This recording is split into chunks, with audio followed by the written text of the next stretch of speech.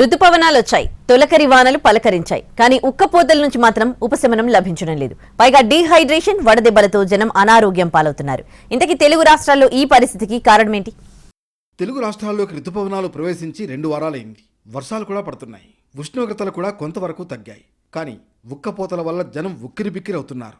స్కూళ్లు తెరుచుకోవడంతో చిన్నారులు ఇబ్బంది పడుతున్నారు.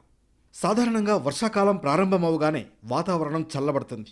ఉక్కపోత నుంచి ఉపశమనం లభిస్తుంది. కానీ ఇప్పుడు పరిస్థితి అలా లేదు.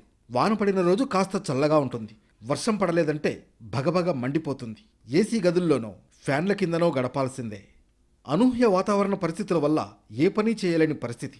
చెమటకు చొక్కాలు తడిసిపోతున్నాయి. దీంతో కూలీనాలి చేసుకునే వాళ్ళు నీరసించి చతికిల పడిపోతున్నారు. డీహైడ్రేషన్, వడదెబ్బల వల్ల అనారోగ్యం పాలవుతున్నారు. వాతావరణం పూర్తిగా చల్లబడే వరకు జనం అప్రమత్తంగా ఉండాలంటున్నారు వైద్యులు. ఎక్కువగా నీళ్లు తాగాలని సూచిస్తున్నారు. ఎండ తీవ్రత ఎక్కువగా ఉండడం వల్ల ప్రజల్లో ఎక్కువగా డీహైడ్రేషన్ సిమ్టమ్స్ ఉంటాయండి. తర్వాత ఎండ తీవ్రత ఎక్కువ ఉండడం వల్ల ఈ హీట్ స్ట్రోక్లు ఎక్కువగా వచ్చే అవకాశాలు ఎక్కువగా ఉంటాయన్నమాట. దీని నుంచి తప్పించుకోవడానికి ఎక్కువగా నీరు తీసుకోవడం, రోజుకి కనీసం 3 నుంచి 4 లీటర్లన్నా మంచినీళ్ళు తీసుకోవాలండి. లేదు అంటే కనుక ప్రతి గంటకి 1 గ్లాస్ వాటర్ లాగా తీసుకోవాలి మనకి. తర్వాత ఏసీలు ఎక్కువగా ఉండడం వల్ల మనకి దాహం అనేది తెలియకపోవచ్చు. అలాంటి వాళ్ళు కూడా ఎక్కువగా వాటర్ తీసుకోకపోవడం వల్ల బయట ఎండలోకి రాగానే హీట్ స్ట్రోక్ వచ్చి ఎండ తీవ్రత వల్ల నీరసం రావడం, కళ్ళు తిరగడం లాంటివి జరుగుతూ ఉంటాయి. తెలుగు రాష్ట్రాల్లోని కొన్ని ప్రాంతాల్లో వరుణుడు పూర్తిగా ముఖం చాటేశాడు.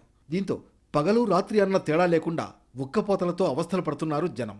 మొత్తానికి వర్షాలు విస్తారంగా కురిస్తే తప్ప పరిస్థితిలో మార్పు వచ్చే సూచనలు కనిపించడం లేదు.